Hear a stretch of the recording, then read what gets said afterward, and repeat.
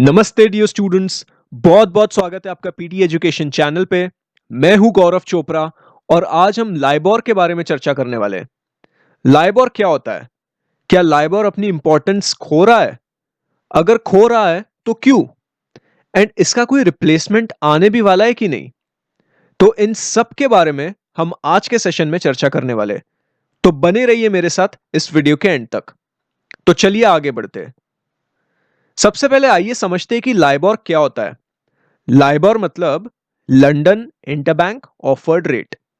ये rate basically एक reference rate के हिसाब से अपना किरदार निभाता है for major central banks around the globe. इस रेट पे आपके कार लोन्स डिसाइड होते हैं, आपका स्टूडेंट लोन्स डिसाइड होता है, आपका होम लोन डिसाइड होता है। तो ये सारे लोन्स बेसिकली इस लाइबोर के रेफरेंस से डिसाइड किए जाते हैं। तो आप सोचो कि कितना मायने रखता है ये रेट हम सबकी जिंदगी में, इकोनॉमिकली कह लो या फाइनेंशियली कह लो। This rate plays an important role in all of our lives. India में माइबोर यूज किया जाता है, यानी Mumbai interbank offered rate. But इतने बड़े वॉल्यूम में माइबोर में ट्रांजैक्शंस नहीं होते हैं जितने लाइबोर में होते हैं। लाइबोर की ट्रांजैक्शंस करीब 200 ट्रिलियन डॉलर के ऊपर होती है एंड वर्ल्ड इकोनॉमी करीब 150 ट्रिलियन के आसपास है। तो सोचिए ये सिंगल रेट वर्ल्ड इकोनॉमी से भी ज्यादा है। अब लाइबोर में लंदन ही क्यों बोला जाता है? क्योंकि ये रेट्स लंदन बेस्ड बैंक्स के बेसिस पे डिसाइड किए जाते हैं। I will give a simple example. Say bank A and bank B, both of them are based in London. तो अगर बैंक ए बैंक बी के पास पैसा उधार लेने जाता है, से 1 करोड़ का, 1 साल के लिए, एंड उस पे 10% इंटरेस्ट पे करना रहता है बैंक ए को, तो ये 10% लाइबोर होता है। अब लाइबोर यूजुअली 1 दिन के होते हैं। इनफैक्ट ये डिफरेंट डिफरेंट मेच्योरिटीज के होते हैं। टोटल 7 मेच्योरिटीज होती है, 1 दिन से लेकर 1 साल तक। इसमें ओवरनाइट यानी एक रात के लिए, या 1 वीक के लिए भी हो सकता है, या फिर 1 महीने के लिए हो सकता है, या 2 महीना, 3 महीना, 6 महीना, या 12 महीना, यानी 1 साल के लिए। तो इस तरीके से लाइबोर के रेट्स इतने मेच्योरिटीज के लिए दिए जाते हैं। अब ये रेट्स पिछले 25-30 साल से चल रहे हैं। पहले लाइबोर रेट्स 1986 में पब्लिश किए गए थे, so it's close to 3 decades. अब लंदन में एक दो बैंक तो नहीं हो गए, काफी बैंक्स हो गए, और काफी बैंक्स वहां पे है इनफैक्ट। और इन बैंकों को उधार लेने की जरूरत ही क्यों पड़ती है? तो इसके 3 मेजर कारण है। या तो रिजर्व रिक्वायरमेंट्स पूरी करनी है, मतलब दुनिया में किसी भी मुल्क की जो सेंट्रल बैंक रहती है उनकी एक रिजर्व रिक्वायरमेंट्स रहती है। बैंकों को कुछ पैसा उनके पास रखना पड़ता है सेफ्टी कुशन के लिए, ताकि कल को अगर सारे डिपॉजिटर्स आके पैसा निकालने की ऑर्डर देते हैं तो उन ऑर्डर्स को ऑनर करने के लिए ये कुशन काम आता है। बैंक डूबता नहीं है। और by the way mass withdrawals होते हैं, मानो दिवाली आ गई तो खर्चा करना रहता है। अब लंदन में दिवाली इतनी धूमधाम से बनाते नहीं है, क्रिसमस में ये ज्यादा देखने को मिल सकता है, because people need cash right in order to do shopping और spend money on things. So withdrawals do happen.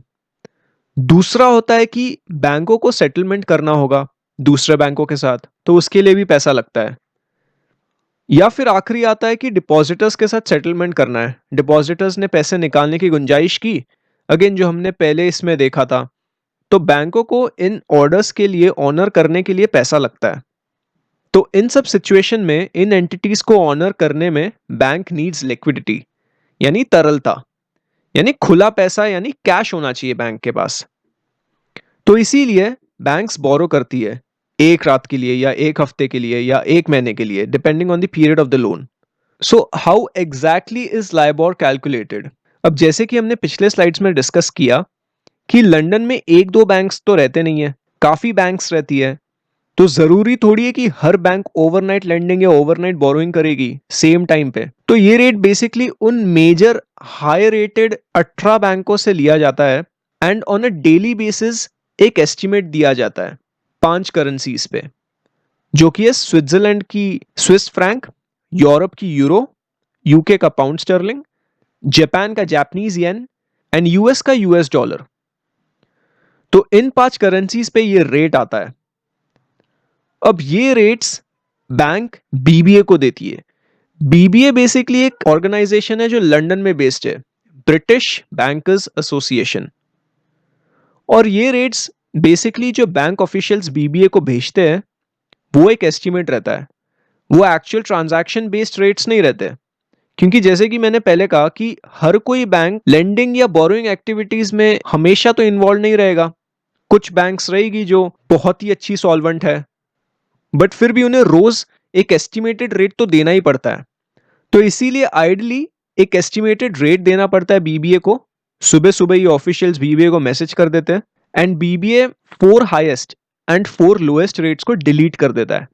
And जो बीच के रेट्स बचते हैं उनका वो एवरेज निकाल के सुबह 11 बजे से पहले लंदन टाइम पे पब्लिश कर देता है। तो ऐसे करके लाइबोर कैलकुलेट किया जाता है। इजी है ना? बट जितना इजी दिख रहा है उतना है नहीं। बैंक्स भी बहुत तेज है इन चीजों में। Banks want to earn profits and only profits, even if it takes them to manipulate these kind of rates. So this is exactly what banks used to do previously, even during the global financial crisis of 2008. अब मानो कि bank ए को अचानक से पैसा लग रहा है एंड सामने वाली बैंक यानी बी के पास एक्स्ट्रा पाइल्ड अप कैश है, यानी सरप्लस पड़ा हुआ है, वो आगे लेंड कर सकती है। एंड बैंक बी को लग रहा है कि बैंक ए की फाइनेंशियल पोजीशन इतनी स्ट्रांग नहीं है, तो मैं इससे अब ज्यादा रेट चार्ज करती हूँ। क्या पता कल को बैंकरप्ट हो जाए या पैसा वापस लौटा ही नहीं पाए। तो पहली बात तो बैंक्स रातों रात डूबती है एंड 2008 के फाइनेंशियल क्राइसिस में हमने यही विटनेस किया था। जैसे धीरे धीरे बबल बर्स्ट होने लगे वैसे बैंक्स धीरे धीरे डूबने लगे। सो ये क्रेडिट रिस्क को प्रोटेक्ट करने के लिए बैंक बी बैंक ए से ज्यादा इंटरेस्ट चार्ज करती है, just to be on the safer side. Or it could be the possibility where Bank B is actually exploiting Bank A because of its weak financial conditions. So we don't know, right? ये सब चीजें public domains में थोड़ी होती है. These deals happen behind the curtains. So Bank B is charging Bank A at a higher rate.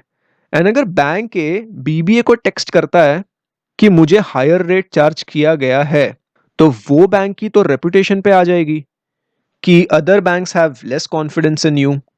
उम्मीद पे ही तो बैंकिंग सिस्टम चलता है and of course with some collateral. तो this would essentially mean a huge reputational hit to bank A and eventually depositors भी अपना confidence lose कर सकते हैं एंड सारा पैसा विड्रॉ कर सकते हैं। तो ये सब चीजें नहीं हो इसीलिए वो बैंक ऑफिशियल सुबह सुबह बीबीए को कम रेट बेचता है ताकि रेपुटेशन मार्केट में बने रहे, ये मान के कि बैंक स्ट्रांग है। बैंक्स रेट्स को बढ़ा चढ़ा के भी बोल सकती है। से for example economy is not doing good, तो सेंट्रल बैंक्स ने सोचा कि मैं इकोनॉमी में लिक्विडिटी पंप करती हूं, तो इसके चलते बेंचमार्क रेट्स गिरा दिए। यानी अब लोन लेना होगा तो एकदम नॉमिनल या क्लोज टू 0% पे लोन मिल जाएगा। तो बैंकों को अगर सेंट्रल बैंक से लोन मिल रहा है क्लोज टू 0% पे, तो बैंक्स सेंट्रल बैंक से 0% पे पैसा क्यों उधार नहीं ले। एंड अभी बैंक के ऑफिशियल्स बीबीए को हायर रेट भेजेंगे ताकि एवरेज थोड़ा सा ऊपर निकल के आए। एंड अगर फिर कल को कोई बैंक उधार लेने आती है तो इस बार वो बैंक ज्यादा चार्ज करेगी।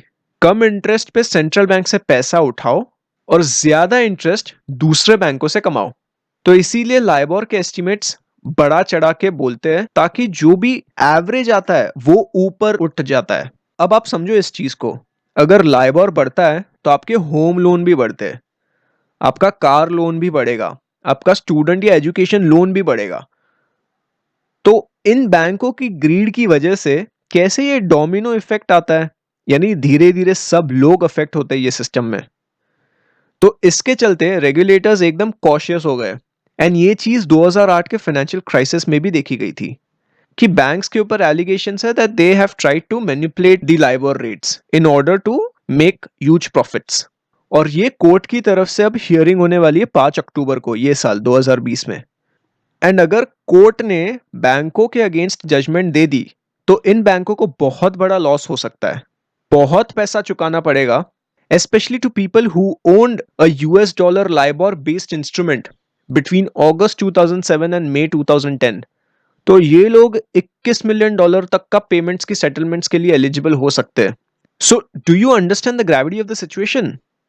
The major underlying problem with LIBOR is ये at the end of the day एक एस्टिमेट ही तो है, रियल बेस्ड ट्रांजैक्शन पे रेट थोड़ी डिसाइड होता है।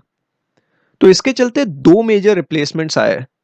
रेपो बेस्ड रेट एंड दूसरा है overnight interbank borrowing rate. US में repo based secured overnight financing rate निकल के आया है जिसे सॉफर भी कहते हैं, एंड यूके में ये सोनिया निकल के आया है। सो Britishers they don't pronounce this as SONIA, they pronounce it as SONIA. So just keep that in mind, Indian pronunciation नहीं है ये। So SONIA is sterling overnight index average, which is overnight borrowing rate for UK.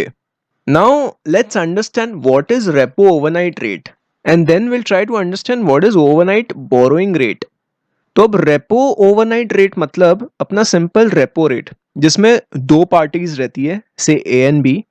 A B के पास जाता है पैसे मांगने and कुछ कोलैटरल वो बी के पास रख देता है एंड प्रॉमिस करता है बी को कि कुछ टाइम के बाद मैं वापस आऊंगा तेरे पास ये सिक्योरिटी खरीदने, उसके बदले में मुझे तुम पैसा दे दो एंड इंटरेस्ट भी चार्ज कर लो। से वो प्रिंसिपल अमाउंट है एक्स एंड वो इंटरेस्ट जो बी चार्ज करने वाला है ए को वो है ई।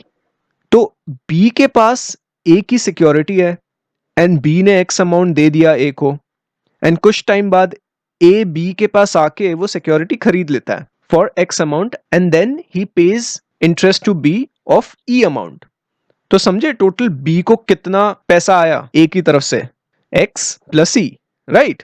एंड अगर समझो ए आता ही नहीं है बी के पास पैसे लौटाने तो बी वो सिक्योरिटी अपने पास ही रख सकता है, कोई कोर्ट कचहरी का प्रॉब्लम नहीं, किधर कहीं जाने की जरूरत नहीं पड़ेगी, सीधे सीधे कोलैटरल बी अपने पास रख सकता है या उससे बेच सकता है और अपना पैसा निकाल सकता है, provided that the value of the security or the collateral is equal to the market price and the price is fairly stable। ऐसा नहीं कि volatile होना चाहिए, it should be fairly stable। अब ये ओवरनाइट इंटरबैंक बोरोइंग क्या है and ये रेपो रेट से कैसे अलग है? तो इसमें बेसिकली सिस्टम सेम ही है, बस सेंट्रल बैंक इसे मॉनिटर करती है एंड इंटरवीन भी कर सकती है जरूरत पड़ने पर। यानी रेट्स को अगर सही लेवल पे लाने के लिए the central bank can actually intervene to stabilise the rates. इसमें कोलैटरल नहीं होता क्योंकि ये सिस्टम में सभी चीजें रेगुलेटेड होती है, it is being monitored by the central bank. तो बैंक्स एक दूसरे पे भरोसा कर सकते हैं and overnight lending and borrowing एक दूसरे के साथ कर सकते हैं, समझे?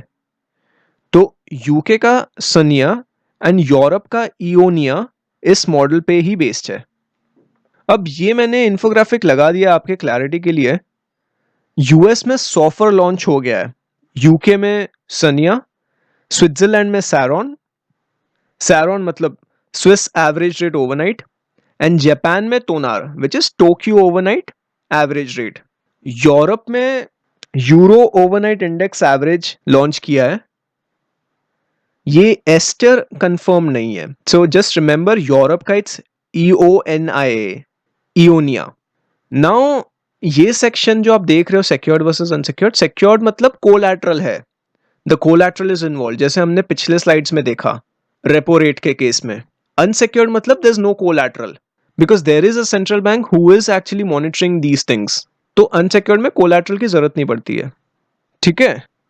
तो अब ये सब रेट्स लाइबोर को धीरे धीरे रिप्लेस करने वाले हैं एंड 31 दिसंबर 2021 तक लाइबोर रहेगा एंड फिर उसके बाद रिटायर हो जाएगा, ठीक है?